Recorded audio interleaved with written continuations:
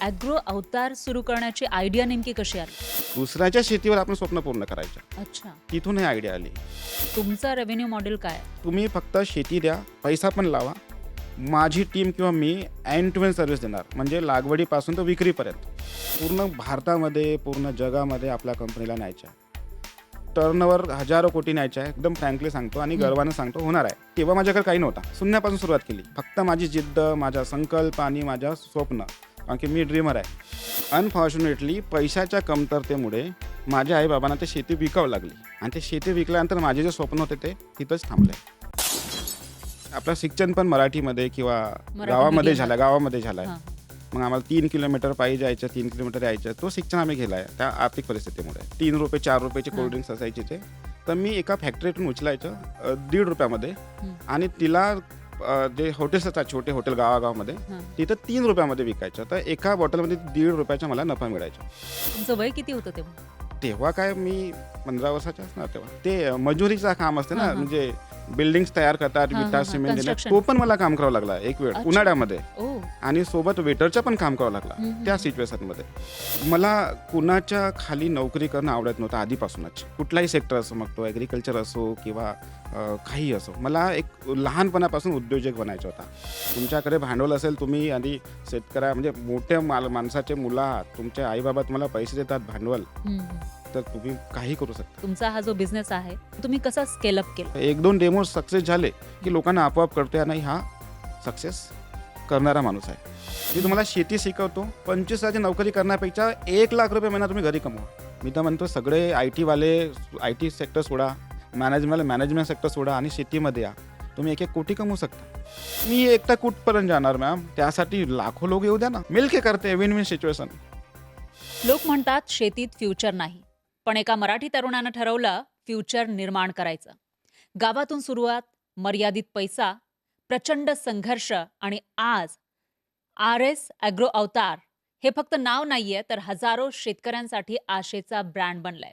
Startup महाराष्ट्रामध्ये आज आपल्या स्टुडिओमध्ये आहेत RS ॲग्रो अवतार ॲग्री बिझनेस प्रायव्हेट लिमिटेडचे डायरेक्टर संदीप मेश्राम. जो माहिती आहे किंवा लोकांना जे संदेश आहे ते तुमच्या माध्यमातून महाराष्ट्राच्या युवा शेतकऱ्यांना किंवा शेतकऱ्यांना पोहोचण्याची संधी मिळाली आहे. त्यासाठी खूप आभारी मी. तुम्ही एक एम्पायर उभं केलेलं आहे शेतीमधून राईट. आणि तुम्ही एक शेतकरी पुत्र आहात. बरोबर. तर शेतीविषयीची तुमची सगळ्यात पहिली आठवण कोणती आहे? हां, ॲक्च्युली शेती माझे बाबा शेतकरी होते हां. आणि माझे जे आजोबा होते ते मला शेतात न्यायचं काम करायला. है अच्छा. ना? किती पण वर्षांचे होतात तुम्ही तेव्हा? तेव्हा मी 6वी-7व्या वर्गामध्ये असणार. हां, हां. म्हणजे 14-15 वर्ष. हां. तेव्हा आम्ही शेतात जाऊन कार्य करायचो. पण तेव्हा ट्रेडिशनल शेती होती. म्हणजे आमच्या भागामध्ये विदर्भामध्ये धानाची शेती जास्त केली जाते. प्रमाणात करायची होता. हां. आणि तो कोणती कामं तुम्ही करायचा शेतीमध्ये? सगळेच अच्छा. ते आम्हाला जे धानाचे जे रोप असतात ते हां. पोहोचवून देणे, मातीचं काम करणे, म्हणजे सगळं म्हणजे शेतीमध्ये काय रोवणी असतात करणे, ते रोवणी वगैरे सगळं आम्ही करायचं. तर आर्थिक परिस्थिती त्या काळामध्ये कशी होती? आर्थिक परिस्थिती शेतकरी म्हणल्यानंतर आर्थिक परिस्थिती मायनसच होणार आहे. कारण की आम्ही मोठा परिवार होता. माझे भाऊ, माझी बहीण जास्त होते. हं, हं. त्यामुळे शेतकऱ्यांच्या मुलांना म्हणजे माझे बाबा होते शेतकरी, त्यांना म्हणजे मॅनेज करता नव्हतं. हां. फायनान्शियली कंडिशनमुळे. आर्थिक स्थिती तर होती कमी. त्यामुळे आपलं शिक्षण पण मराठीमध्ये किंवा मराठी गावामध्ये मीडियममध्ये. झालं आहे. हां, हां. मग आम्हाला 3 किलोमीटर पायी जायचं, 3 किलोमीटर यायचं. तो शिक्षण आम्ही गेला आहे त्या आर्थिक परिस्थितीमुळे. आपण जे जनरली बघतो त्याच्यामध्ये असं होतं, की शेती आहे, छोटीशी शेती आहे, शिक्षण घेतोय, शिक्षण घेतल्यानंतर जास्तीत जास्त काय करायचं तर जॉब करायचा. हं. मग हे जे ॲग्रो बिझनेसमध्ये तुम्ही का उतरलात? म्हणजे त्यामागची एक्झॅक्ट स्टोरी काय आहे? नाही, आधी सांगतो की हां. शेतकऱ्याचा मुलगा म्हणल्यानंतर त्यांच्या पप्पाच्या, आई-बाबाचा एक उद्देश असतो की मुलांनी शिकावं आणि हां. नोकरीच करायचं. हो, हो. ठीक आहे. तेव्हा माझा पण होता की नोकरी करायचं. हं, हं. पण त्या उद्देशाने माझ्या बाबांनी मला ॲग्रिकल्चर डिप्लोमासाठी मला ॲडमिशन केलं. अच्छा. 12वी नंतर. हं. मी डिप्लोमा केला म्हणजे ॲग्रिकल्चर डिप्लोमा म्हणजे हां. कमीत कमी काळामध्ये डिप्लोमा हां, कंप्लीट 2 होईल वर्षाचा आणि कोर्स असते. हां. त्याच्यामध्ये एंड टू एंड म्हणजे लागवडीपासून तर हार्वेस्टिंगपर्यंत सगळी माहिती त्या डिप्लोमामध्ये मिळते. अच्छा. तिथून आम्हाला इंटरेस्ट आला की आम्हाला शेतीमध्येच आता एक फ्युचर बनवायचं आहे. अच्छा. ठीक आहे. हं. तिथून हं, हं. आणि गोष्ट आहे बिझनेसची तर मला कुणाच्या खाली नोकरी करणं आवडत नव्हतं आधीपासूनच. कुठलाही सेक्टर असो, मग तो ॲग्रीकल्चर असो किंवा काहीही असो. मला एक लहानपणापासून उद्योजक बनायचा होता. हं, हं. मी लहानपणी खूप निरनिराळं काम करायचं. दूध घेऊन आणायचं, इकडे विकायचं. हं, हं. कोल्ड ड्रिंक्सच्या बॉटल आणायचं, इकडे विकायचं. अच्छा. म्हणजे काही ना काही ॲक्टिव्हिटी करायची जेणेकरून मला पैसे जनरेट असो. हं, हं, हं. म्हणजे नफा तुम्हाला मिळत होता. नफा मिळत होता. तर एखादी अशी इंटरेस्टिंग आठवण आहे का, की तुम्ही काहीतरी घेतलं होतं आणि दुसरीकडे विकून चांगल्या पद्धतीने पैसे हो, कमावले मी किंवा तेव्हा पकडलं त्या गेलात? काळामध्ये ना कोल्ड हां. ड्रिंक्सचा एक क्रेज होता. कमी किमतीवाली ₹3 ₹4 ची कोल्ड हां. ड्रिंक्स असायची ते. तर मी एका फॅक्टरीतून उचलायचं ₹1.5 मध्ये हं. आणि तिला जे हॉटेल्स असतात छोटे हॉटेल गावागावामध्ये, हां. तिथं ₹3 मध्ये विकायचं. तर एका बॉटलमध्ये ₹1.5 मला नफा मिळायचा अच्छा. आणि ते घरी सायकलवर. हां, हां. सायकल असायची. सायकलच्या हँडलला दोन्ही थैले आणि मागे टंगून आपण डिलिव्हरी करायची. अच्छा. हां, तुमचं वय किती होतं तेव्हा? तेव्हा काय मी 15 वर्षाचा असणार तेव्हा. ओह! हां, म्हणजे हां. तेव्हापासून बिझनेस हो, माइंड ते होतं. माझ्या माइंडमध्ये आहे, की मला हां. नोकरी नाही करायची आहे. मला फक्त व्यवसाय करायचा आहे. काहीतरी शिकायचे आहे आपले. आणि घरच्यांना याविषयी माहिती होतं? होतं त्यांना. तर त्यांच्याकडे काहीच प्रॉब्लेम नव्हते. कारण की मला जे लागणारे कपडे, हं, हं. लागणारे पुस्तकं हां, हां. ते मला तिथूनच करायच्या. अच्छा. हां, म्हणजे घरातून पैसे घेण्याऐवजी तुम्ही हां, तुमचे हां, हां, कमवायचात आणि हां. त्यातून मग जे कपडे लागणार आहेत किंवा पुस्तकं वगैरे, वह्यांची गरज ते असेल मला ते स्वतः काम करून, हां, हां, हां. स्वतः काम करून ते मला स्वतः खरेदी करायचं होतं. अच्छा. शैक्षणिक हां, साहित्य हां, तुम्ही स्वतः कमवून स्वतः हां. खरेदी करायचे. हां आणि मग वेळ पण अशी आली, की मला अ, अ, ते मजुरीचं काम असते हां, ना, हां. म्हणजे बिल्डिंग्स तयार करतात, हां, विटा, हां, हां. सिमेंट देण्यात, तो कन्स्ट्रक्शन. पण मला काम करावं लागला एक वेळ अच्छा. उन्हाळ्यामध्ये ओह! आणि सोबत वेटरचं पण काम करावं लागला हं, हं, त्या हं. सिच्युएशनमध्ये. आणि त्याच्यातून किती रोजंदारी मिळत होती? त्या म्हणजे एक दिवस काळामध्ये काम काय केल्यानंतर? ₹150 ₹100 इनफ होते त्या काळामध्ये. हां, हां. पण ते आम्हाला खूप मोठं वाटायचं यार. त्या आम्हाला जसं ड्रेस घ्यायचा आहे, स्कूल बॅग घ्यायची आहे, शूज घ्यायचे आहे, हं, तर हं. मग त्या पैशातून घ्यायच्या. हं, म्हणजे घरी जास्त आपण ओझा नाही दिला हं. आई-बाबांना. हं, हं. जो डिप्लोमा केल्यानंतर ॲग्रो अवतार सुरू करण्याची आयडिया नेमकी कशी आली? एग्रो अवतारचा असा होता ना, की आम्ही शेतकऱ्याची मुलं हं. आणि इनोव्हेशन नव्हता शेतीमध्ये. हां. आम्ही बघत आहोत, की आमच्या भागामध्ये धानाची शेतीला एकरी 10,000 वाचायचं म्हणजे 10,000 बसते ते कम से हं, कम. हं, हं. हां. मला उद्देश होता, की 1,00,000 ₹1,50,000 कसं एकरी कमवू शकू आपण. अच्छा. त्या उद्देशाने मी स्टडी केलो. माझी स्वतःची शेती म्हणजे आमच्या घरी शेती होती. हं, हं. तिथं मी काहीतरी नवीन कायचे प्रयोग करायचा. हं, हं. निरनिराळे काही म्हणजे पोल्ट्री फार्म टाकायचे आहे, का गोट फार्म टाकायचा आहे, का काही इनोव्हेशन शेती करायची आहे. पण अनफॉर्च्युनेटली पैशाच्या कमतरतेमुळे माझ्या आई-बाबांना ते शेती विकावं लागली हं, हं, हं. आणि ते शेती विकल्यानंतर माझे जे स्वप्न होते ते तिथंच थांबले. ओह! मग मग मी विचार केला, की नाही आता माझ्याकडे शेती नाही आहे. हं, हं. मग आपण दुसऱ्याच्या शेतीवर आपण स्वप्न पूर्ण करायचं. अच्छा. तिथून ही आयडिया आली. हं, मग 2014 मध्ये आर-एस अग्रवताची स्थापना केली. हं. 2017 पासून तर 2014 पासून तर 2017 पर्यंत ह्यूज स्ट्रगल. अच्छा. क्लायंट भेटायचे नाही. कारण की मी हं, जिथं बसलेला होतो गोंदियामध्ये तिथं एवढ्या म्हणजे काही अवेअरनेस नव्हता. हं, शेतीबद्दल तर सोडा शेतकऱ्यांना काही इच्छाही नव्हती करायची. हं, हं. पण त्यावेळेला कोणी असं म्हटलं होतं, की ॲग्रो बिझनेस चालणार नाही? हो, भरपूर लोकांनी मला तर खूप हसायचे, "यार पागल हुआ क्या नौकरी करना? हं, हं. हाँ, तेरा अच्छा खासा डिग्री है, डिप्लोमा है, हं. आराम से तू ग्राम सेवक बन सकता है या हां, एग्रीकल्चर ऑफिसर बन सकता है." हां. मी म्हटलं, "मला ते नोकरी करायची नाही ना. हं, मला इथंच काहीतरी घडवायचं आहे." तर हं, 2014 पासून 2017 पर्यंत स्ट्रगल. हं. किती वर्ष झाले तुम्ही विचार करा. अच्छा. म्हणजे 3 5-6 वर्ष, हां. 4 वर्ष तर नक्की. हो, हो. मग त्यावेळेला हा स्ट्रगल जो आहे, तो सगळ्यात मोठं चॅलेंज काय होतं त्याच्यामध्ये? भांडवल हं, हं. याच्यापेक्षा छोटा चॅलेंज नाही राहू शकत. हां. तुमच्याकडे भांडवल असेल, तुम्ही आणि म्हणजे मोठ्या माणसाचे मुलं आहात. तुमचे आई-बाबा तुम्हाला पैसे देतात भांडवल, हं, हं. तर तुम्ही काही करू शकता. मग पण पहिली इन्व्हेस्टमेंट कितीची होती? माझी इन्व्हेस्टमेंट बघितलं तर काही नाही. मग तुम्ही कशी झिरो सुरुवात कशी इन्व्हेस्टमेंट, केली? Zero investment. हां, मी कन्सल्टंट म्हणून आधी सुरुवातीला काम केलं आहे. हां, लोकांच्या शेतावर जाऊन त्यांना मार्गदर्शन करून तिथून जे फीस यायची, हां. असं करत मी पहिला ऑफिस टाकला गोंदियाला. अच्छा. तो ऑफिस माझ्या मते 2 लाखाचा असेल. हं, हं. भाड्याचं घेऊन तिथं. तिथून मग आणखी मग प्रसिद्धी मिळायला लागली का ऑफिसमध्ये बसून हा अ, लोकांना मार्गदर्शन करतो हं, हं. आणि वो कहावत है ना, घर की मुलगी दाल बराबर. हां, हां. तर मी जिथं ज्या भागात होतो जिल्ह्यामध्ये, गोंदिया जिल्ह्यामध्ये, तिथं मला काही भाव नाही मिळायच्या. अच्छा. कारण की हा नवीन आहे, काय आहे, याला काही माहीत नाही. हं, हं. मग तिथून मी गुजरात ऑपरेट करायचा. अच्छा. तिथून मी हैदराबाद ऑपरेट करायचा. तिथून मी अरुणाचल प्रदेश ऑपरेट करायचा. म्हणजे लोकं दूरचे मला जास्त रिस्पॉन्स द्यायचे हं, हं, हं. ओके. आणि मग तिथून सुरुवात झाली. अच्छा. आणि मग पहिला कस्टमर कसा मिळाला तुम्हाला? पहिला कस्टमर देखा छोटे-मोठे कस्टमर तर यायचे. हां. जेणेकरून माझे ऑफिस चालायचे. माझे 2-4 मुलं-मुली स्टॉफ ठेवला होता मी. हं. पण जो सगळ्यात मोठा जो ब्रेक इव्हे म्हणजे ब्रेक थ्रू म्हणतात त्याला, हां, हां. तो मला 2017 मध्ये मिळाला आहे. अच्छा. कसा? ते एक माझा मित्र आहे रजनीकांत हैदराबादला. त्यांनी मला एका क्लायंटला भेटून दिलं मिनिस्टरला. हं, हं. त्याच्या शेतामध्ये मला ड्रॅगन फ्रूट लावायचं होतं 10 एकरला. हं, हं. तिथून ते पहिली ऑर्डर 20 लाखाची. अच्छा. तिथून मला टर्निंग मिळालं. म्हणजे तिथून माझी सुरुवात झाली का हं, आता हं. इथून यार 20 लाखाची त्या काळामध्ये माझ्यासाठी खूप मोठी ऑर्डर होती. हं, हं. म्हणजे तुमच्याकडे काहीच नाही आहे, झिरोपासून सुरुवात केली आहे हं, हं. आणि 20 लाखाची ऑर्डर हं. माझ्यासाठी ते मला वाटलं यहाँ से कुछ कर सकते हैं. अच्छा. हां. मग तुम्ही काय केलं पहिली ऑर्डर मिळाल्यानंतर? त्याच्यानंतर तिथं ड्रॅगन फ्रूटची शेती केली आहे 10 हां, एकरमध्ये. हां. तिथंच राहायचं, तिथंच त्यांना पूर्ण म्हणजे 100% दिला की हा सक्सेस झाला पाहिजे. अच्छा. त्यांना सक्सेस केला आहे. हं, हं. ओके. मग त्यांना किती फायदा झाला होता त्याच्यामध्ये? त्यांना लगेच तर फायदा नाही, पण त्यांना हां, 2 वर्षानंतर तिथून उत्पन्न स्टार्ट झालं. हां. तर त्यांना एकरी 3,00,000 4,00,000 रुपये भेटायचे अच्छा. त्या काळामध्ये. ग्रेट. 5,00,000च्या वरच असेल, पण मी एक मिनिममच प्राईस पकडतो. 3,00,000 हं, हं. इनफ आहे. हं, तर त्यांना चांगला फायदा झाला. हं. मला एक अपॉर्च्युनिटी मिळाली. हां, तुम्हाला स्वतःला सिद्ध करण्याची. येस. तर मी 100% दिला तिथं. म्हणजे काहीही कंजूसी न करता. हं. हा माझ्यासाठी ब्रेक थ्रू होता. मग पुढे कशी वाटचाल केली तुम्ही? तिथून मग एक्सपांड करायला सुरुवात केली. हं, मग त्यांचे रेफरल घ्यायचे मग. आप खुश हो ना मेरे काम से, हं, तो आपके कॉन्टैक्ट्स दो. हं.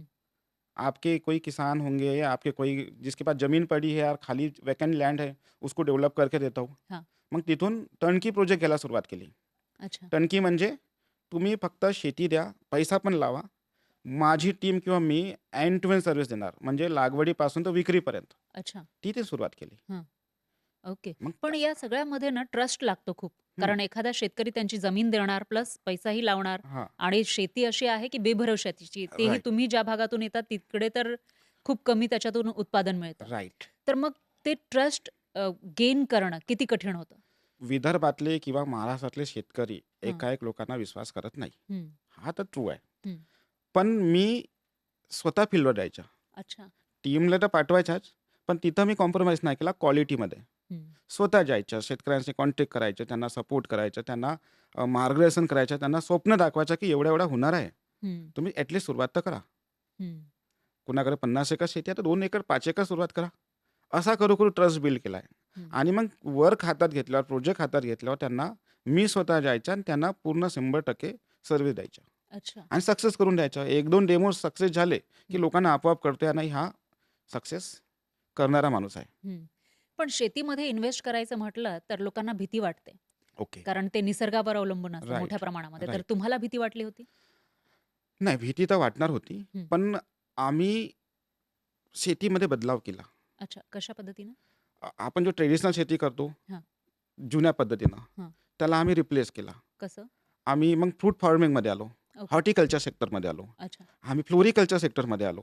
फ्लोरिकल्चरमध्ये पॉली हाऊसच्या आतमध्ये शेती होते. हं, हं. त्याला प्रोटेक्टेड फार्मिंग म्हणतात. मग ऊन असो, वारा असो, हिवाळा असो, उन्हाळा असो, काहीही असो.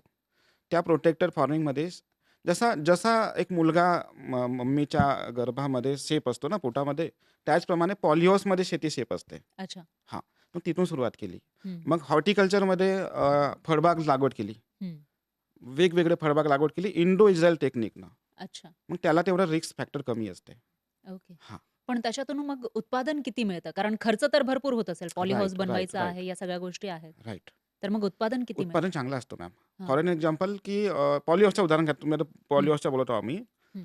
एका एकरमध्ये 70 लाखाची इन्व्हेस्टमेंट आहे. अच्छा. पण तो प्रोजेक्टमध्ये. हां, त्याला आम्ही बँक फायनान्स केलं. 75% बँक दिलं लोन हं. आणि त्या शेतकऱ्याच्या इन्व्हेस्टमेंट फक्त 25% असते. अच्छा. आणि मी आभारी आहे शासनाच्या. मग तो राज्य शासन असो किंवा केंद्र शासन असो. हं, ते 50% म्हणजे 40% किंवा 50% सबसिडी देतात शेतकऱ्यांना. हं, जसे 70 लाखाचा प्रोजेक्ट आहे, तर 70 लाखाच्या 50% किती झाला? 35 लाख रुपये. हं. तर 35 लाख रुपये शेतकऱ्यांना सबसिडी भेटते. अच्छा. तर त्यांच्या इन्व्हेस्टमेंट मिनिमाइज होतो. हं, हं, आणि मग पॉली हाऊसमध्ये जसं तुम्ही विचारला की उत्पादन किती होणार? हं, तर आम्ही पॉली हाऊसमध्ये एक तर व्हेजिटेबल्स लावतो, जसं सिमला मिर्च, कलरफुल कॅप्सिकम म्हणतो त्याला हं, आम्ही, किंवा कुकुंबर लावतो किंवा टोमॅटोज लावतो. हं, हं. एक्झोटिकमध्ये किंवा नॉर्मल. अच्छा. आणि फुलांची शेती करतो. जसे डच झालं, डच रोज, गुलाब झालं, हं. जरबेरा झालं, कार्नेशन झालं, ऑर्किड झालं. तर एकरी 15 लाख रुपये शेतकरी वाचू शकतो. ओह! सगळं EMI खर्च वजा करून सगळं. ॲप्रॉक्स. अच्छा. तर मग असे किती प्रोजेक्ट तुम्ही केलेले? माझ्याकडे भरपूर आहेत. आता 150 तर माझ्याकडे पॉलिहाऊसचे प्रोजेक्ट आहेत. हं, याच्या व्यतिरिक्त जे आपण फॉर्म डेव्हलप केला आहे हं, ते 1000 प्लस आहेत. तसे काउंटिंग नाही करू शकत. हं, आणि हं. कन्सल्टन्सीमध्ये तर आमच्याकडे 50,000 शेतकरी जोडलेले आहेत आज पॅन इंडिया. ओह! ग्रेट. आणि दुबईमध्ये पण आमचे शेतकरी आहेत. म्हणजे हं, हं, ते दुबईचे नाही आहेत.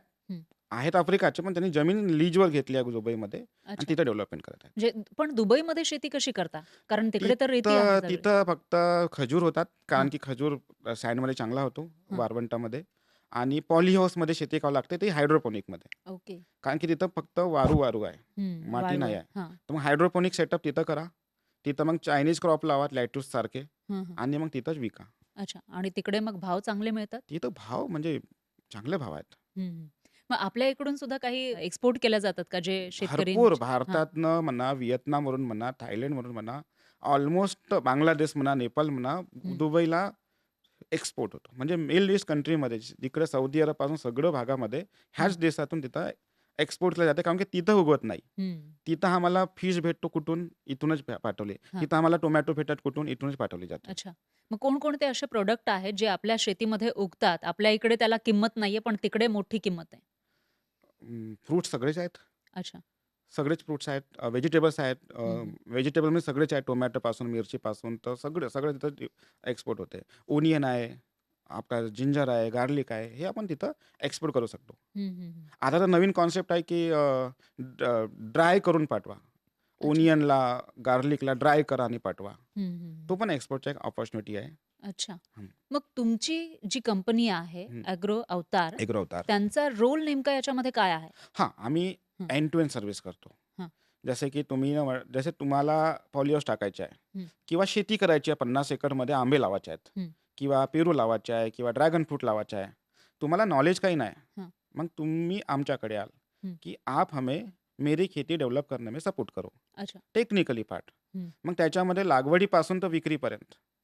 मग जमीन बनवायची आहे, लँड प्रिपरेशन म्हणतो आम्ही त्याला, ड्रिप इरिगेशन करायचं आहे, मल्चिंग लावायचं आहे, खतं टाकायचे आहेत, प्लांटेशन द्यायचं आहे, रोपं लावावं लागेल ना. हं, हं, हं. रोपं लावल्यानंतर त्याची जोपासना कशी करायची आहे, कटिंग कशी करायची आहे, खतं कोणते टाकायचे आहेत, पेस्टिसाईड, इन्सेक्टिसाईड सगळं आम्ही सांगतो त्याच्यामध्ये. हं, हं. आणि जेव्हा उत्पादित माल होते त्यांना मग विक्री करायला मर्चंट कनेक्ट करून देतो किंवा आम्ही पण खरेदी करून बाहेर पाठवतो. अच्छा. हे 2 ऑप्शन आहेत. पण ओके. जास्तीत जास्त आम्ही मर्चंटला कनेक्ट करून दिलेलं आहे. हं. पण आपल्याकडे तुम्ही जसं सांगितलं, तर जास्तीत जास्त पारंपरिक शेती केली जाते. बरोबर, त्याच्यामध्ये शेतकरी स्वतः त्याच्यामध्ये इन्व्हॉल्व असतो त्या सगळ्या गोष्टींमध्ये आणि तेवढा नफा त्याच्यातून मिळत नाही. बरोबर, हे प्रत्येक शेतकऱ्याची आज असं म्हणता येईल की एक कथा आहे, बरोबर, कहाणी आहे. तर बरोबर. मग तुम्ही अशा शेतकऱ्याला फायदा मिळवून देऊ शकता का? ऑब्व्हियसली तेच शेतकरी आमच्याकडे आहेत, हं. जे ट्रेडिशनल शेती करत आहेत. पण हां, एक एक मोठा प्रॉब्लेम म्हणू शकतो आपण, त्यांना अवेअरनेस नाही आहे. अच्छा. काही-काही भागामध्ये आहे, जसं पश्चिम महाराष्ट्राचे शेतकरी खूप डेव्हलप आहेत. त्यांना माहिती आहे का आम्हाला काय केलं पाहिजे. जेव्हा गव्हर्नमेंटच्या स्कीम येतात किंवा काही नवीन प्रोजेक्ट येतात, जसे की ड्रिप इरिगेशन किंवा पॉली हाऊस, पश्चिम महाराष्ट्राच्या शेतकऱ्यांनी त्याला अवलंबलं म्हणजे वापरलं आहे जास्तीत जास्त. हं, हं. विदर्भामध्ये म्हणा किंवा तिकडे खानदेशामध्ये खूप कमी लोकांनी ह्याला म्हणजे वापरलं आहे. अच्छा. मग शेतकऱ्यांच्या ॲक्चुअल समस्या काय आहेत ग्राउंड लेव्हलवर? पहा, समस्या म्हणल्यानंतर पहिला त्यांचा कॉन्फिडन्स, हं. मनोबलच नाही काही नवीन करायचा पॉईंट. दुसरा फंडिंग. हं, हं. शासन देते पण शासनापर्यंत कसे पोहोचायचं त्यांना माहीत नाही आहे. तिसरा वेदर. हं, हं. क्लायमेट चेंज झाला की काही ना काही अडचण येतो. आता उन्हाळ्यामध्ये पाऊस येत आहे, तर त्यांचा उत्पादित माल उन्हाळ्यामध्ये खराब झाला. हं. तर मग ते त्यांचे चॅलेंज आहेत. अच्छा. मग त्याच्यावर कसं मात करता येईल? पहा, त्यांना मोटिव्हेशनची गरज महत्त्वाचा. हं. दुसरा टेक्निकल सपोर्ट. तिसरा गव्हर्नमेंटची सबसिडी किंवा गव्हर्नमेंटच्या स्कीमचा सपोर्ट गरजेचा आहे. आणि प्रोटेक्टेड फार्मिंगमध्ये गेल्या पाहिजे. जसा उन्हाळ्यामध्ये पाऊस आला तरी आपला प्रोटेक्टेड असणार हं, हं. फार्मिंग, तर काही प्रॉब्लेम होणार नाही. हां. आणि आता तुम्ही सांगितलं होतं, की शेतकऱ्यांना सबसिडी मिळते गव्हर्नमेंटची 50% कमीत कमी 50%. 40% ते हां, 50%. 40% ते 50% तर ही मिळवून देण्यासाठी तुम्ही मदत करता? आम्ही करतो ना मदत. 100% मदत करतो, पण शेवटी बँकवर डिपेंड असते. हां, कारण की बँक लोन मिळाल्याशिवाय मी हां, केंद्र शासनाची स्कीम सांगत आहे. हां. NHB म्हणतो त्याला, नॅशनल हॉर्टिकल्चर बोर्ड. अच्छा. केंद्र शासनाची जेव्हा स्कीम आहे NHB, हं. त्यासाठी आम्हाला बँक लोन घेणं गरजेचं आहे. ओके. आणि सगळ्यात मोठा प्रॉब्लेम ही आहे, की आमची बँक शेतकऱ्यांना लोन नाही देत. हं, त्यांचा एकच प्रश्न असते, की आमचा रिपेमेंट कसा होणार? ते शेतकऱ्यांवर ट्रस्ट नाही करत. हं. हा सगळ्यात मोठा प्रॉब्लेम आहे. हां. त्यासाठी गव्हर्नमेंट पण सामोरं आलेली आहे, की CGT MSCच्या अंतर्गत तुम लोन दो, 2 करोड का लोन तुम्ही देऊ शकता त्यांना. हं. आणि AIF ॲग्रीकल्चर इन्फ्रास्ट्रक्चर फंड हं. याच्यामुळे इंटरेस्ट सबसिडी पण आहे. जशी 9% व्याज घेते बँक, तर आम्ही 6% देऊ शकतो. 3% सबसिडी आहे. अच्छा. पण शेवटी बँकेनं दिल्या पाहिजे त्यांना. हं. हा मोठा प्रश्न आहे. बँक देत नाही शेतकऱ्यांना लोन. ते बघते की माझा रिपेमेंट कसा होणार. हं. त्यासाठी शेतकरी व्यावसायिक आहे का? हं. याच्याकडे आहे का? मग कोलॅटरल आहे का याच्याकडे काही ठेवायला? हं, हं. ॲग्रीकल्चर लँडवर लोन कमी मिळत आहे. हा सगळ्यात मोठा प्रॉब्लेम आहे शेतकऱ्यांसाठी. अच्छा. याची कधी सुधारणा होत असेल आपल्या सरकारकडून, हं. तर आम्ही विनंती करतो सरकारना की याच्यावर काहीतरी व्यवस्था केल्या पाहिजे. हं. पण अशा शेतकऱ्यांसाठी तुम्ही तुमच्या परीनं काही मदत करता का? की जास्तीत जास्त त्यांना लोन मिळालं पाहिजे? डॉक्युमेंटेशन म्हणा किंवा सबसिडीपर्यंत पोहोचून देणं, लॉगिंग करणे, हे सगळी मदत करतो आम्ही. हं, हं. त्यांना लॉगिंग करून देणे, त्यांना सबसिडी आणून देणे, त्यांच्या इन्फ्रास्ट्रक्चर उभा करून देणे, त्यांना शेती करून देणे, हे सगळं आम्ही एंड टू एंडमध्ये आलेलं आहे तो. अच्छा. हाच मुख्य काम आहे आमच्या. हं. म्हणून लोकं आमच्याकडे येतात. ओके. हां. म्हणजे लागवडीपासून विक्रीपर्यंत सपोर्ट करतो ना, हं, हं. हाच आमचा USP आहे. एवढ्या वर्षांमध्ये तुमचा हा जो बिझनेस आहे, तो तुम्ही कसा स्केल अप केला?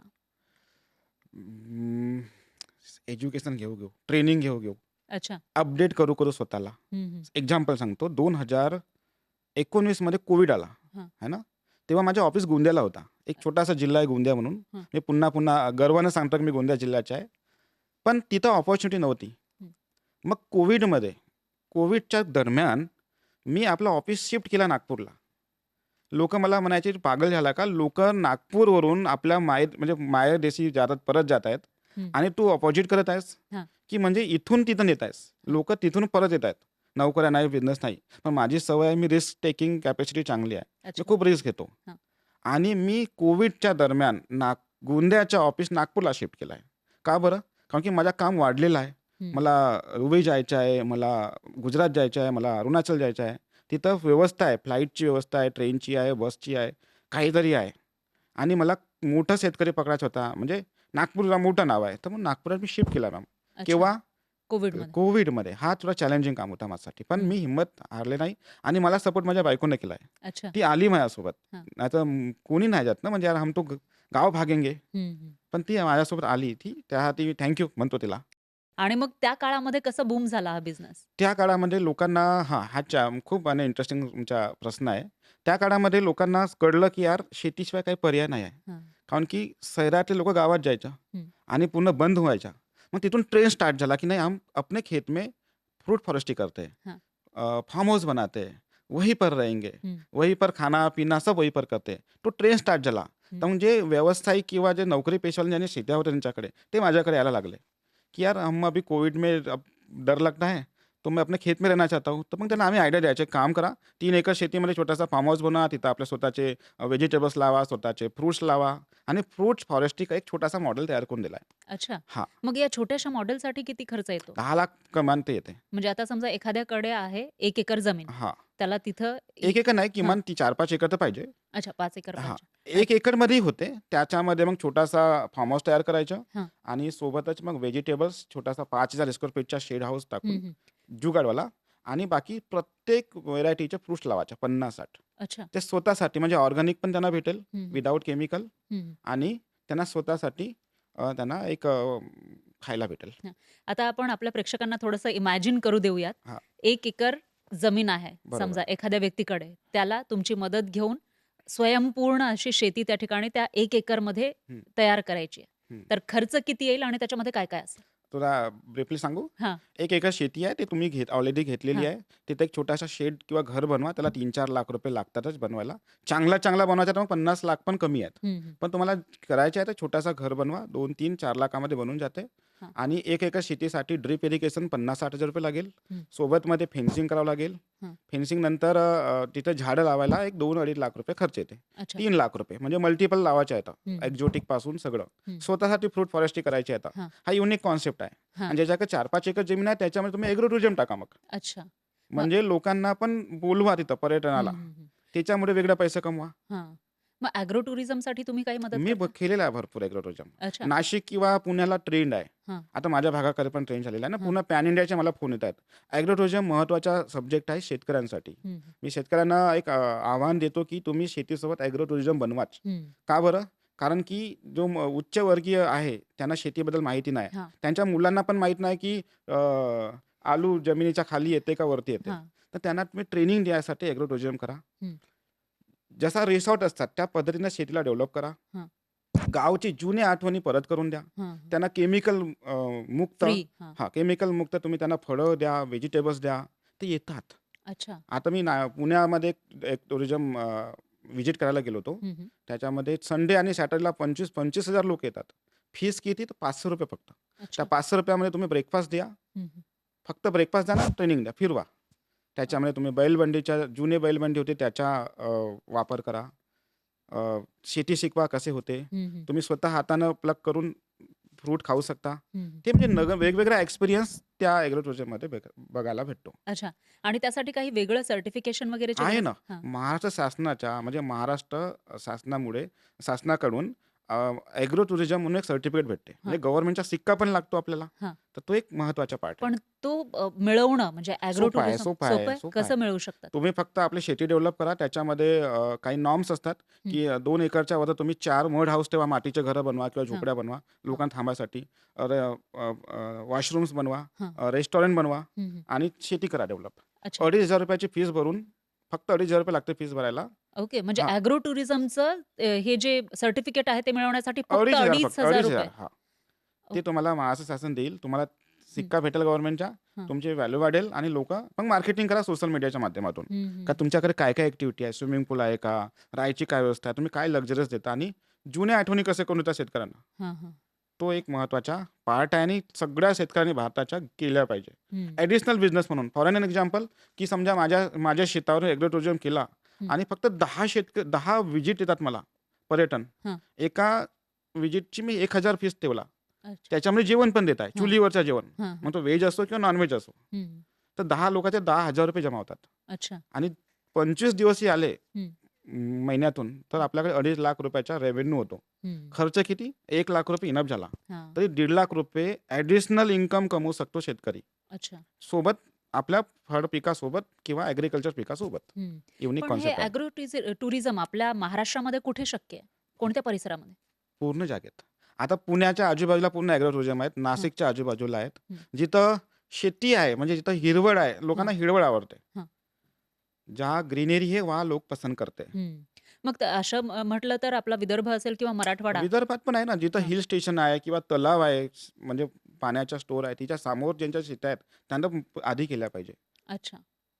म्हणजे या परिसरामध्ये ते करू शकतात. कुठंही करू शकतात, कुठंही. हं, ज्याच्याकडे शेती आहे त्यांनी ग्रीनरी करायच्या हं, आणि मग रजिस्ट्रेशन करायचं. हं. आता समजा एक मी उदाहरणच एक्झाम्पल घेते. हं, एक शेतकरी आहे, त्याच्याकडे 5 एकर शेती आहे. त्याला ॲग्रो टुरिझम करायचं आहे. प्लस तुमच्याकडून हां, जी फायद्याची शेती आहे ती सुद्धा करून घ्यायची आहे. तर राईट. त्याला किती खर्च येईल? 5 एकर शेतीला त्याला करायचं आहे सगळं ते मॅनेज केल्यानंतर हां, 20-25 लाख रुपयाचा खर्च येईल. हां, पण माझं असं म्हणणं आहे की 20-25 लाख रुपये एकाही खर्च नका करू. हां. आधी शेती करा. हं, शेती ज्या तिथून उत्पादन कमवा. मग ॲग्रो टुरिझमसाठी मग घरं बनवा, मड हाऊस बनवा. त्याच्यानंतर मग स्विमिंग पूल बनवा, हं, मग हं. रेस्टॉरंट बनवा. हळू तिथून कमवून तिथंच करायचं. म्हणजे 5 एकरसाठी 25 लाख म्हणजे इतका खर्च सगळं येईल. पकडून, हां. सगळ्या आणि ॲमेनिटीज त्याच्यामध्ये पकडून. तुमची सुद्धा मदत मिळेल. आम्ही तेच करतो ना. आम्ही हं, पूर्ण प्रोजेक्ट पण घेतो, की हां, यार तुम्हारी खेती है, हम लोग डेव्हलप करके देते हैं. हां, त्याच्यामध्ये आम्ही एक्झोटिक क्रॉप लावतो. जसं आंब्याचं उदाहरण. हं. आम्ही असे आंबे लावून देतो, की 50 व्हेरायट्या. अच्छा. त्याच्यामध्ये काळा आंबा असो, लाल आंबा असो, जांभळा आंबा असो, पांढरा आंबा असो, बनाना मँगो असो, हं, व्हिएतनाम, चायना सगळ्या त्या व्हेरायट्या आम्ही इथं लावून देतो. हं. तर काही लोकांना काहीतरी अट्रॅक्शन पाहिजे ना, की इसके खेत में क्यों जाए? हां. ॲव्होकाडोज हं. आफ्रिकामध्ये भरपूर लागलाय. रशिया आहे, इस्रायलचा क्रॉप आहे. तो इथे लावतो भारतामध्ये. हं. ते लोकं बघायला येतात. अच्छा. ब्लूबेरी, हां. ब्लूबेरी म्हटल्यानंतर तुम्हाला सांगायची घटना प्रीमियम फ्रूट आहे, ₹1200 किलो विकतो. हं. तो आम्ही लावून देतो. म्हणजे अच्छा. ते लोकं बघायला येतात, की ऐसा क्या है इसके खेत में? हं. आणि युनिक. अच्छा. ग्रेट. आणि आणि त्याच्यातून फायदा किती होऊ शकतो या 5 एकर शेतीमधून? 5 एकर शेती म्हणून आधी शेतीतून बघितलं तर ₹10-12 लाख हा झाला हां. आणि पर्यटनामुळे म्हणजे 10-12 लाख. 10-12 लाख रुपये वर्षाला? शेतीतून. हां, वर्षाला. हां आणि पर्यटन आले त्याच्यामध्ये ₹10-12 लाख म्हणजे 20-25 लाख रुपये तो 5 एकरमध्ये कमवू शकतो.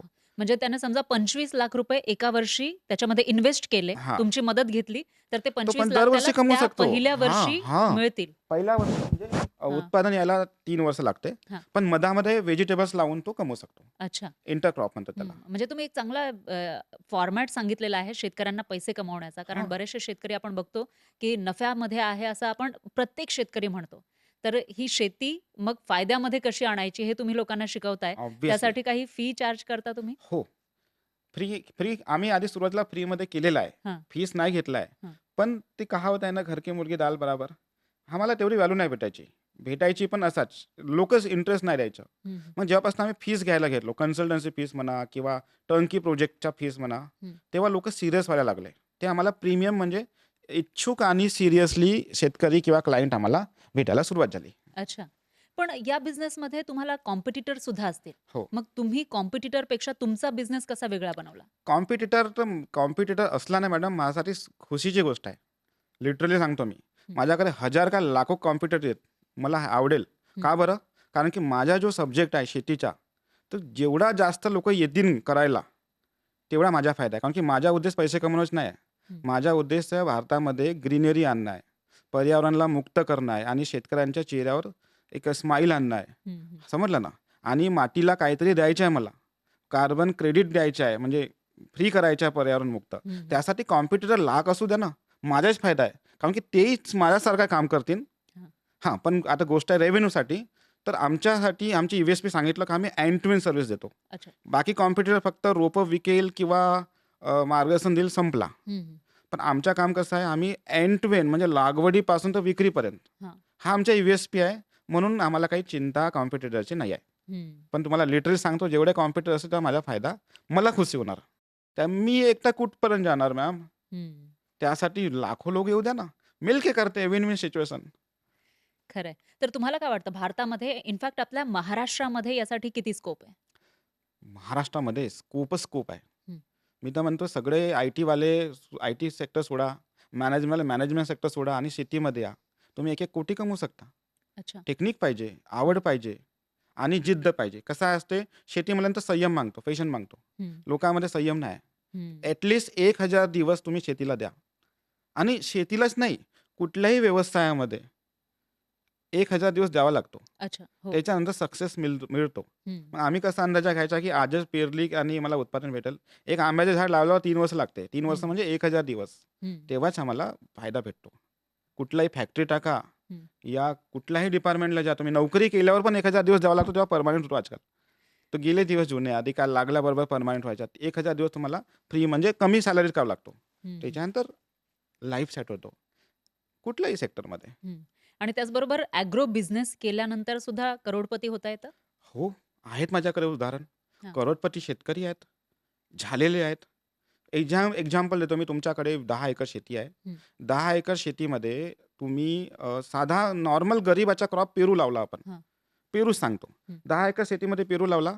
एकरी तुम्हाला 2.5 लाख रुपये काटपीट करून भेटते. सगळं वजा करून 2 लाख भेटू दे. मी जास्त लालच नाही करत आहे. हं. 2 लाख रुपये ती एकरी भेटला, तर तुमच्या 10 एकरमध्ये 20 लाख रुपये ॲन्युअली इन्कम होते. सगळं खर्च वजा करून. हं, हं. 5 वर्षात तुम्ही करोडपती. हं. मी रेव्हेन्यू म्हणलं तर करोडपती आधीच आहे तो. हां. पण मी तुमच्याकडे खर्च वजा करून, हां. सगळं काटपीट करून 20 लाख मिळाले. Not bad. हं. चांगला इन्कम आहे. तोच मग आंब्यावर पण लागू होते. सीताफळावर लागू होते, ड्रॅगन फ्रूटवर लागू होते, सगळ्या फ्रूट क्रॉपवर लागू होते आणि पॉली हाऊसमध्ये फुलावर पण लागू होते. तुम्ही शेतकऱ्यांना त्यांचं उत्पादन वाढवण्यासाठी, उत्पन्न वाढवण्यासाठी मदत करताय. तर तुमचा रेव्हेन्यू मॉडेल काय आहे? आमच्या रेव्हेन्यू मॉडेल असा आहे, की एक तर टर्नकी बेसिसवर घेतो आम्ही. हां. टर्नकी बेसिसवर आमचे काही पर्सेंटेज असते. जसे की एकरी आम्हाला 3 लाख रुपये खर्चाला आंबा लागवडला. हां. तर आम्ही टर्नकी प्रोजेक्ट घेतला. त्या 3 लाखामध्ये त्यांना आम्ही सगळं उभा करून दिला. अच्छा. लँड प्रिपरेशनपासून तर रोपं लावण्यापासून ड्रिप इरिगेशन, मल्चिंग लावणे, खतं टाकणे, बेड बनवणे, हं, हं. झाडं लावणे एकदम क्वालिटीचे. कारण की क्वालिटी आणि कॉम्प्रोमाईज आम्ही करत नाही. हं, हं. ठीक आहे. झाडं लावल्यानंतर त्याची जोपासना करून देणे. हं. नंतरचं काम आहे ना, हां. आफ्टर सर्व्हिस ते आम्ही करून देतो. अच्छा. त्याच्यामध्ये 3 लाखाचा दिला तर आमच्या काही पर्सेंटेज असते 5-10% आमच्या रेव्हेन्यू मॉडेल. हं. आणि तुम्ही ही सगळी शेती म्हणजे त्यांनी मॉडर्न पद्धतीनं करावी किंवा टेक्नॉलॉजीच्या मदतीनं करावी यासाठी सुद्धा मदत करत तेच असतात. महत्त्वाचं आहे आणि तेच करतो आम्ही. हां. आणि त्याच्याशिवाय पर्याय नाही आता. हां. तर मग ही टेक्नॉलॉजीनं शेती कशी बदलतीये? टेक्नॉलॉजीनं उत्पादन वाढतो, हां. क्वालिटी वाढते आणि आमचा पैसा वाचतो. उदाहरणार्थ आता टेक्नॉलॉजीमध्ये काय बोलायचं आता, आधी आपण नांगरणी करायच्या बैलाच्या माध्यमातून, आता ट्रॅक्टर आला. हं. ट्रॅक्टरनं लवकर नांगरणी होते, कमी वेळात जास्त होते. आधी आम्ही पाठीवर घेऊन स्प्रे करायचं. हं. आता मशिनी आल्या आहेत, ड्रोन आलेल्या आहेत. त्याच्यामुळे खर्च वाचतो. हं. ठीक आहे. आणि नवीन टेक्नॉलॉजीचं आपण केलं शेती, तर जास्त उत्पादन भेटते, कारण की आम्ही हाय डेन्सिटीमध्ये लावतो जर इंडिव्हिज्युअल टेक्निकनं. हं, हं. तर फरक पडणार. मग एआय आला आहे. एआयमुळे आम्ही असे काही इन्स्ट्रुमेंट लावतो, की ज्यामुळे मॉइश्चर कमी झाला, जास्त झाला, कधी पाणी द्यायचे आहे, हे हं. सगळं त्याच्यामध्ये माहिती भेटते आधीच. तर अच्छा. टेक्नॉलॉजीचा वापर करणं अत्यंत महत्त्वाचं आहे. हं. आता तुम्ही एवढ्या वर्षांपासून ॲग्री बिझनेस करताय. तुम्ही एक शेतकरी पुत्र आहात. तर तुम्हाला काय वाटतं येणाऱ्या 10 वर्षांमध्ये ॲग्रीकल्चर सेक्टर कसं असेल? कुठे असेल? ॲग्रीकल्चर सेक्टर खूप मोठा स्कोप आहे, कारण की मोठे-मोठे कॉर्पोरेट्स आता शेतीमध्ये आलेले आहेत. समजलं ना? हं, आता बिल गेट्सचं नाव घेतो मी, घेतलं नाही पाहिजे. हं. त्यांनी पण अमेरिकामध्ये कितीतरी हेक्टर जमीन खरेदी केली आहे. कामुळं? इथं पण. हं, हं. तर प्रत्येक शेतकऱ्यांनी आता आपल्या जमिनीला सोनं समजून हं. शेती कधी येते आणि प्रॉपरली मॅनेजमेंट न करतो, तर त्याच्याकडे दुसरा पर्याय नाही ना, चांगला स्कोप आहे. हं. 10 वर्षामध्ये शेती बदलू शकते. मग याचा अर्थ येणारा पुढचा जो डिकेड आहे तो शेतीचा आहे. तो पण आहे. हां, आता 2011 पासून 2020 पर्यंत हां, शेती करण्याची टेक्निक वेगळी होती. हां. तेव्हा ड्रोन वगैरे काही नव्हते. हं, 2021 पासून 2030 पर्यंत हं, हा एक चान्स आहे. हं. 2030 पासून 2040 पर्यंत हा त्या डिकेटमध्ये वेगळंच शेती येणार आहे. अच्छा. वेगवेगळ्या ती कशी पद्धती, असेल? मॉडर्न असेल. मॉडर्न शेती असेल, हं, लोकांना जागरूकता असेल, हं. नोकऱ्या नसणार तर मग शेतीमध्ये यावं लागेल. हां, आणि स्वतःच्या मॉडेल तयार करून जास्त, कारण की सगळे व्यवसाय बंद होऊ शकतात. ते कोविडनं शिकवलं आम्हाला. हां. सगळे व्यवसाय बंद होऊ शकतात, पण शेती व्यवसाय बंद होणार नाही. हं, कारण की खायला अन्न शेतीमधून भेटणार, घालायला कपडे शेतीमधून भेटणार, सगळं वस्तू शेतीमधून भेटते. तर 10 वर्ष का हजारो वर्ष हां. शेतीमध्ये स्कोप आहे, पण तुम्ही जिद्दीनं केल्या पाहिजे. हं. आणि तुमची कंपनी ॲग्रो अवतार ही हं. 10 वर्षात कुठे असेल? मला पैसे कमवायच्या उद्देशानं तर मी हे नाही करत आहे. मी स्वतः सर्टिफाय फार्म ॲडवायझर आहे भारत सरकारकडून. हां. मला Indian institute of horticulture research आणि मॅनेज, मी गर्वानं नाव घेतो त्यांच्या. हं, त्यांनी मला certify farm adviser, master trainer बनवलेला आहे आणि अ, अ, विस्तार करायसाठी मला नियुक्त केलेला आहे. ठीक हं, आहे. हा मला गर्वानं सांगतो, कारण की खूप कमी लोक आहेत. त्यांच्या BSc ॲग्रीकल्चर असते, त्यांना ती अपॉर्च्युनिटी भेटते. त्यासाठी 2 वर्ष मला तिथं मेहनत करावी लागली. हं. तर माझी जी कंपनी आहे 10 वर्षामध्ये, मला IPO ओपन करायची आहे. अच्छा. माझा उद्देश IPO ओपन करायचा आहे, कारण की मला अ, पूर्ण भारतामध्ये, पूर्ण जगामध्ये आपल्या कंपनीला न्यायचं आहे. टर्नओव्हर हजारो कोटी न्यायचं आहे. एकदम फ्रँकली सांगतो आणि हं, गर्वानं सांगतो, होणार आहे. हं. जो मी निर्णय घेतला आतापर्यंत लाईफमध्ये, शून्यापासून इथपर्यंत आला आहे, तर इथून तिथं जायला मला वेळ लागणार नाही. कारण की तेव्हा माझ्याकडे काही नव्हता. हां. शून्यापासून सुरुवात केली. काहीच नव्हता. ना कुणाच्या आई-बाबाचा सपोर्ट, काका, मामा, मित्र कोणी नव्हते. हं, फक्त माझी जिद्द, माझा संकल्प आणि माझं स्वप्न. कारण की मी ड्रीमर आहे. तर त्यामुळे 2040 पर्यंत माझ्याकडे एक हजारो कोटीचा टर्नओव्हर होणार. अच्छा. आणि ते टर्नओव्हरला सोडा, हं, लाखो शेतकऱ्यांच्या लाखो जमिनीमध्ये मी प्रोडक्टिव्हिटी काढून देणार. हा माझा वचन आहे. हं. आणि एकूणच तुम्ही आता तुम्ही सांगितलं, की तुम्ही दुबईमध्ये सुद्धा शेती करण्यासाठी मदत करताय. हो. तर तुम्ही ऑलरेडी दुसऱ्या देशामध्ये हे काम तुमचं कंपनीचं हां, मला नेलेलं आहे. हं. आफ्रिकामध्ये कन्सल्टन्सीचे ऑफर आलेले आहेत. हां, कन्सल्टन्सी आम्ही इथूनच करत आहोत. हां. पण काही-काही असे देश आहेत त्याच्यामध्ये आम्ही जाऊ नाही शकणार. जसं सोमालीलँडमध्ये मला 1200 एकरचा काम आला आहे. अच्छा. पण मी तिथे जाऊ नाही शकत. थोडासा प्रॉब्लेम्स आहे. तिथलं गव्हर्नमेंट किंवा तिथले लोकं. हं, हं. मग मी इथून ऑनलाईन सर्व्हिस देतो त्यांना, अच्छा. कन्सल्टन्सी म्हणून. हं, हं. कसं लागवड काय करायचं, व्हिडिओ कॉलिंगच्या थ्रू. हं, हं. आता मला केनियामध्ये ऑफर आला आहे. केनियामध्ये मी जाणार. हं, तिथं हं. पॉली हाऊसची शेती किंवा ड्रॅगन ॲव्होकाडोची शेती तिथं मी करणार आहे. अच्छा. हां, तिथं क्लायमेट खूप छान आहे. पण माझं असं म्हणणं आहे, की दुसऱ्या देशात जाण्याच्या आधी हं, मला आपल्या भारतामध्ये करणं, आपल्या महाराष्ट्रात, आपल्या गावी, आपल्या घरी करणं आवडेल. हं, हं. कारण की इथं गरज आहे. हं.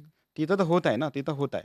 आता माझ्या मित्राकडे 600 एकरमध्ये ॲव्होकाडो आहे. कुठे? तंजानियामध्ये. अच्छा. तो मला बोलवत आहे, "आजा, आजा." हां. पण मी नाही गेला आहे. म्हणलं ते 600 एकर, मग आमच्या माध्यमातून, आमच्या नाही पण माझ्या एका मित्राच्या माध्यमातून चेन्नईमध्ये 600 एकरमध्ये ॲव्होकाडो लागला आहे. अच्छा. आता मला तो महाराष्ट्रात आणायचा आहे. हं. महाराष्ट्रामध्ये, भारतामध्ये ते आणायचे आहे. अच्छा. तुम्ही अभ्यास सुद्धा करत असाल म्हणजे तुम्हाला माती कशी आहे, त्याच्यानंतर काय केलं किंवा कोणती पिकं घेतली त्या परिसरामध्ये तर ती जास्तीत जास्त येऊ शकतील याच्याविषयी तुमचाही अभ्यास किंवा अपग्रेडेशन हे सुरूच असेल. विद महाराष्ट्रामध्ये कोणती शेती जास्त फायद्याची ठरू शकते? विदाऊट अपडेशन होणार नाही मॅम. हं. अपडेट तुम्हाला प्रत्येक जागी करावं लागते. मी ॲग्रिकॉसच आहे. माझं हां, एज्युकेशन इथं झालं आहे. डिप्लोमा आहे, BSc डिग्री आहे हां, आणि मी सर्टिफाय फार्म एडवायझर आहे शासनाकडून. यांच्याकडून मी ट्रेनिंगा घेत असतो. हां. आता 2 वर्ष 1 वर्ष मी IHRला होतो. Indian institute of horticulture research Bangalore. त्याने मला फ्रूटचं पूर्ण नॉलेज दिलं. अच्छा. तर ते नॉलेज घेतला नसता तर मी आज शेती करू शकत नसतो. हं. तर फ्युचरमध्ये फ्रूट फार्मिंग, हां, फ्लॉवर फ्लोरिकल्चर, हं, व्हेजिटेबल्स प्रोटेक्टेडमध्ये खूप डिमांड आहे. हं, आणि ॲग्रिकल्चरमध्ये गेलं तर त्याच्यामध्येही युनिक आपण काही केलं. उदाहरणार्थ धानाची शेती. आता मी धानाच्या बोलत आहे. हं, आधी धानाची शेती चिखलामध्ये व्हायची. आता अपग्रेड झाला आहे. ते मल्चिंग लावायच्या, बेड बनवायच्या, त्याच्यावर शेती करायची. पाणी कमीमध्ये शेती व्हायला लागली. हं, हं. तर तंत्रज्ञानाचा वापर करून, अपग्रेड करून शेती केलं तर फायदेशीर आहे. अदरवाईज मग तेच महागाई वाढत आहे. हं. आणि माझा एक असा आहे की शेतकऱ्यांना तुम्ही नंतर लोकांना माल विकाल, पण स्वतःसाठी आधी पिकवा. स्वतःसाठी ऑर्गॅनिक पिकवा, स्वतःसाठी भात, गहू, व्हेजिटेबल्स, फ्रूट स्वतःसाठी उगवा, मग लोकांना विका. हं. त्यासाठी मार्केट आहे का पण? भरपूर मार्केट आहे. अच्छा. मार्केटशिवाय तर होणार नाही ना. हं, हं, इंडियामध्येच भरपूर मार्केट आहे ना. आता हं, तुम्ही आता एक्सपोर्टची गोष्ट केला. 2024 मध्ये मी एक ऑनलाईन चेक केला होता. हं. किती 560 कोटीचा ड्रॅगन फ्रूट भारतात इम्पोर्ट झाला अच्छा. आणि 47 देशांनी पाठवला. जर्मनीला काय गरज आहे? जर्मनीने इंडियामध्ये ड्रॅगन फ्रूट पाठवला. हं, हं, हं, मग आम्ही का नाही उगत मग? हं. गेल्या वर्षी अवाकाडोस माझ्या मते 50 नाही 5,000 टन इंडियामध्ये इम्पोर्ट झाला. हं, मग आम्ही का नाही उगवायचं? आमच्याकडे क्लायमेट चांगलं आहे, आमच्याकडे माती आहे, आमच्याकडे होते. हं. सक्सेस स्टोऱ्या पण आहेत माझ्याकडे. अवाकाडो उगवून दिलेला आहे. हां, मग आम्ही का नाही उगत? लोकांना अवेअरनेस नाही आहे, लोकांना इच्छाशक्ती नाही. हां. लोकांना रेडीमेड पाहिजे हं. बरोबर. किंवा AC ऑफिस पाहिजे, चांगला काम पाहिजे, शूटिंग बुटिंग पाहिजे. आम्ही तर शूटिंग बुटिंगवर वावरात जातो. हं, शेतावर काम करतो. आवडते आम्हाला. आवडता विषय पाहिजे त्यासाठी. हं. आता एक शेवटचा प्रश्न. आपल्या महाराष्ट्रामध्ये भरपूर असे तरुण आहेत, की जे शिकलेले, सवरलेले आहेत, पण त्यांना जरी घरची शेती असली तरी देखील शेतीमध्ये काम करायचं नाहीये. बरोबर. तर त्यांना काय आवाहन कराल? सर्वात आधी तर तुम्ही आपल्या आई-बाबाची या पूर्वजाची शेती आहे तिला जोपासा, विका नको. हं, कारण की नोकरीसाठी जमिनी विकत आहेत, की मला इथं मास्टर बनायचं आहे तर 25 लाखात जमीन विकून करायचं आहे. ते बंद करा. स्वतःची शेती स्वतः तयार करा. माझा नंबर काढा. हं, आता मी देऊ नाही शकत. माझा नंबर काढा ऑनलाईन. मला कनेक्ट व्हा. जेवढाही ॲग्रिकॉस आहे ज्याने डिप्लोमा, BSc ॲग्री या जिथलाही IITवाला, IIMवाला कुठलाही स्टुडंट असो, ज्याला शेती करायची आहे तर मला मला कॉन्टॅक्ट करा. मी तुम्हाला शिकवतो कशा पद्धतीने शेती केल्या पाहिजे. माझा मिशन आहे की 1,00,000 ॲग्रिकॉस तरुण शेतकरी माझ्याशी जुळल्या पाहिजे. अच्छा. हा माझा मिशन आहे. हं, तर मी त्यासाठी काहीही करायला तयार आहे. तुम्ही कनेक्ट व्हा माझ्यासोबत. मी हं, तुम्हाला शेती शिकवतो आणि कसे करायचे ग्रोथ ॲग्रो हं, हं, टुरिझमच्या माध्यमातून, हायटेक फार्मिंगच्या माध्यमातून, हं, पॉली हाऊसच्या माध्यमातून, फ्लोरिकल्चर, हॉर्टिकल्चर प्रत्येक गोष्ट शिकवतो. 25,000ची नोकरी करण्यापेक्षा ₹1,00,000 महिना तुम्ही घरी कमवा. हं, ते कसे कमवायचे मी शिकवतो. पण तुम्हाला जिद्द न्यावं लागेल. मी म्हटलो म्हणून टाईमपास किंवा एक्झाम्पल एक्सपेरिमेंट करायला नाही. हं, तर भारताच्या शेतकऱ्यांना, मुलाला म्हणतो मी, की स्वतःच्या शेतीमध्ये डेव्हलप करा. त्याच्यामध्ये चांगला उत्पादन आहे. तुमच्याकडे 10 एकर शेती आहे तर तुम्ही करोडपती आहात. हं, मग इकडे-तिकडे नोकरी करण्यापेक्षा स्वतः डेव्हलप करा. मला भेटा. माझ्या कंपनीशी जोडा. मी तुम्हाला हं. सगळं ट्रेन करून देतो. तर आजचा हा पॉडकास्ट प्रूव्ह करतो, की शेतीमध्ये जी माती आहे तिथं फक्त पिकं उगवत नाही, तर साम्राज्य सुद्धा उभं राहतं. तुम्हालाही जर वाटत असेल, शेती हे फ्युचर आहे, तर हा जो एपिसोड आहे आपला प्रत्येक शेतकरी आणि प्रत्येक तरुणापर्यंत पोहोचवा आणि पाहत रहा न्यूज 18 मराठी.